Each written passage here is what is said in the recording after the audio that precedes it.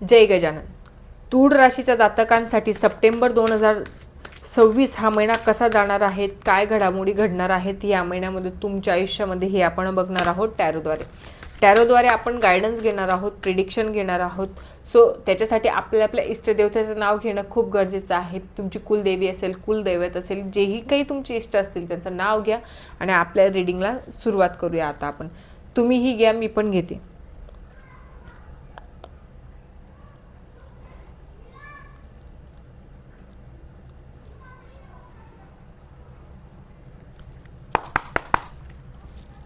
चला तर आता सुरुवात करूया. सगळ्यात अगोदर आपण जॉबवाल्यांसाठी बघून घेऊ की जॉबवाल्यांसाठी काय महिना असणार आहे. स्टेबिलिटी आहे, ॲथॉरिटी आहे तुमच्याकडे काही गोष्टी खूप छान येत आहेत. ट्रान्सफॉर्मेशन होणार आहे.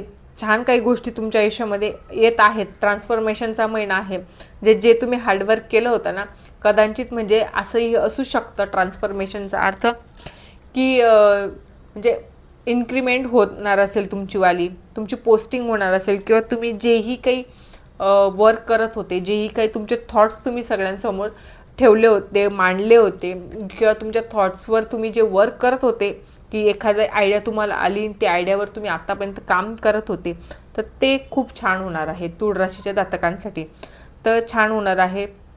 स्टेबिलिटी असणार आहे. तुम्ही ॲथॉराइज आहात की तुमच्या माइंडमध्ये जो थॉट आलेला आहे त्याला तुम्ही पुढे नेऊ शकतात, पुढे जाऊन त्याच्यावर वर्क करू शकतात, एवढी तुमच्या आयुष्यामध्ये ॲथॉरिटी आहे. सो आणि तुम्ही जर आता म्हणाल की ॲथॉरिटी आहे, माझ्या माइंडमध्ये ही आयडिया आलेली आहे, मग पुढे जाऊन काय होईल, तर छान होईल, सेलिब्रेशन होईल.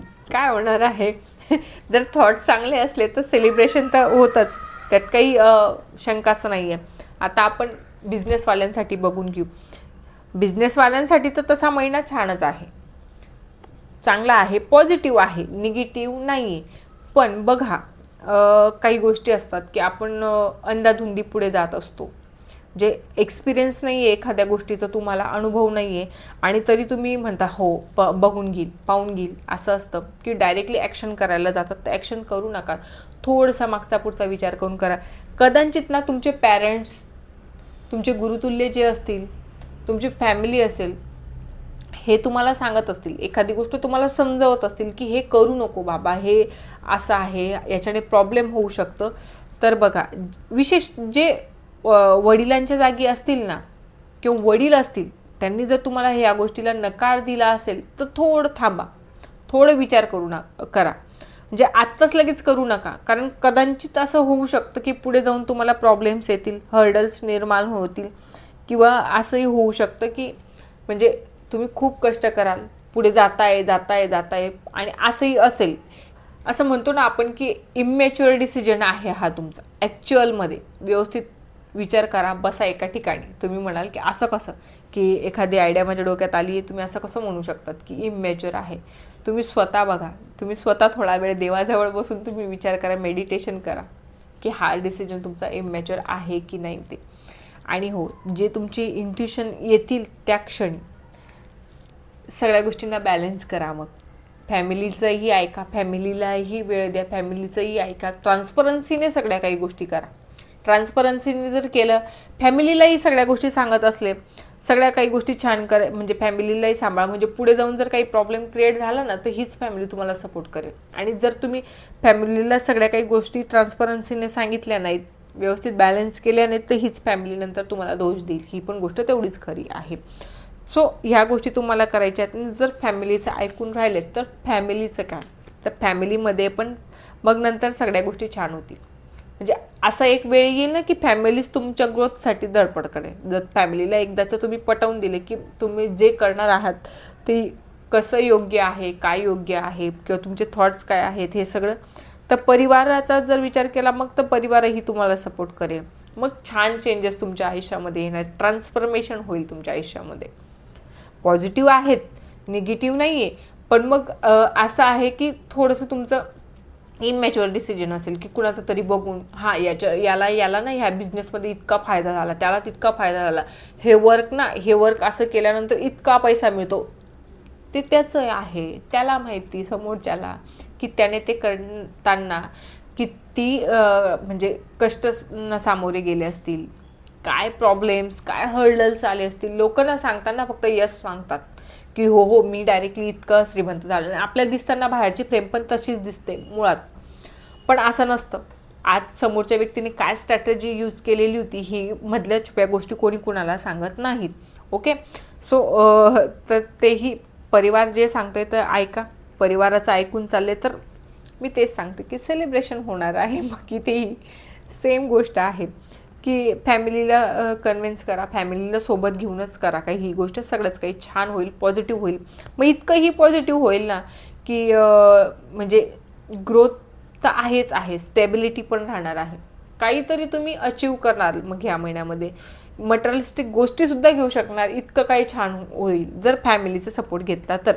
आता रिलेशनशिपमध्ये जर बघायचं म्हटलं तर तसं पॉझिटिव्हच आहे, पण थोडं स्टकनेस आलेलं आहे तुमच्या रिलेशनशिपमध्ये की तुम्हाला सुचत नाही आहे की आतापर्यंत जे होतं, जे तुमचं छान रिलेशन होतं, जे तुम्ही कष्ट करत आलेले होते, ज्या काही गोष्टी सगळ्या मस्त होत्या, छान होत्या, पण आता पुढे काय करायचं असं तुमचं माइंडसेट झालेलं असेल. कुठे ना कुठे तुमच्यावरचा रागावर कंट्रोल तुमचा राहत नसेल, त्यामुळे असेल. किंवा तुम्ही बोलून असे जात असाल की वागून असे जात असाल ना की त्याच्यामुळे तुमच्यामध्ये थोडंसं मनमिटाव वगैरे ह्या काही गोष्टी निर्माण होत आहेत ॲक्च्युअलमध्ये.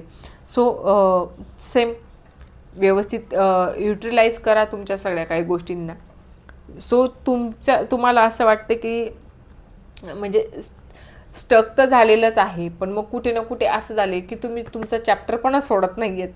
तुम्हाला असं वाटते की तुम्ही जे करतायत ते योग्य आहे, पण तुम्ही जे आतापर्यंत करत आले होते रिलेशनशिपमध्ये काही गोष्टी चुकीच्या बिहेव करत आलेले असाल तर त्याच्यामुळे लोक नाराज होऊन जातात. म्हणून मग स्टक फिलिंग तुम्हाला येत आहे. एकदाची स्टक फिलिंग आली, सगळ्या काही गोष्टी चुकीच्या व्हायला लागल्या म्हणजे मग प्रॉब्लेम्स क्रिएट व्हायला लागतात. तुमची थॉट प्रोसेसही चुकीची होऊन जाईल. तुमचे थॉट्स जे आहेत त्याच्यामुळेच तुम्हाला थोडा प्रॉब्लेम पण येतोय तुमच्या रिलेशनशिपमध्ये. ही पण गोष्ट तेवढीच करेल. हेल्थच्या बाबतीमध्ये जर विचार करायचा म्हटलं तर हेल्थमध्ये थोडंसं प्रॉब्लेम आहे. हेल्थमुळे ना खूप पैसा खर्च होतोय तुमचावाला. खूप म्हणजे जे होतं ते सगळं म्हणजे आता कमी कमी होत जात आहे. म्हणजे आर्थिक परिस्थिती पण तुमची खराब होत जाते हेल्थमुळे. कारण कसं असतं, तुम्ही जर व्यवस्थित विचार केला, जर स्टक फिलिंग आलेली आहे तुम्हाला तर तसं तुम्ही मग व्यवस्थित डिसिजन्स घ्या. सगळ्या काही गोष्टी छान करण्याचा प्रयत्न करा, व्यवस्थित करण्याचा प्रयत्न करा, बॅलन्स करण्याचा प्रयत्न करा. जरी सिच्युएशन बाहेरची किती पण खराब असली तर माणूस जर आतून स्ट्रॉंग असला तर सगळ्याच काही गोष्टी बेस्ट करू शकतो. सगळ्याच काही गोष्टी तुम्हाला तेच सगळ्या निगेटिव्ह पॉझिटिव्ह गोष्टींना तुम्हाला बॅलन्स करायचं आहे. तुम्ही थोडं कन्झर्वेटिव्ह पर्सन आहात की डायरेक्टली म्हणजे मनातलं सगळं तुम्ही कुणाला सांगत नसाल, सगळं काही तुम्ही बोलत नसाल, काही गोष्टी तुमच्यापर्यंत राहू देत असाल. जर तुम्ही सांगत राहिलेत, लोकांशी शेअर करत राहिलेत, सगळ्या काही गोष्टी बॅलन्स करत राहिलेत तर फ्रुटफुल रिझल्ट मिळायला लागतील तुम्हाला. असंही महिना राहील. ओव्हरऑल महिना हाच आहे. जे तुम्ही मिळवलेलं आहे ते तुमच्यापर्यंतच राहू देण्याची तुमची इच्छा आहे. तुम्ही लोकांशी शेअर करतच नाही आहेत, म्हणूनही स्टक फिलिंग तुमच्या आयुष्यामध्ये येतात. म्हणूनही स्टक सिच्युएशन होऊन जाते तुमचीवाली.